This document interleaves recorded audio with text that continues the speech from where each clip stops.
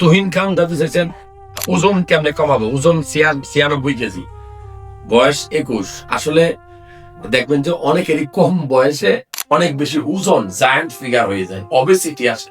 কারণ কি?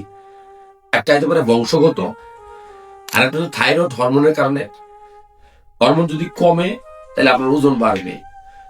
আরেকটা হইতে পারে আপনি অতিরিক্ত তৈলাক্ত খাবার খান, ভাজি পোড়া খান, hotdog, burger, pizza, fuchka, pastry, এরকম অসংখ্য বাজে খাবার আছে। বাজে খাবার, স্ট্রিট ফুড আপনি বেশি খান।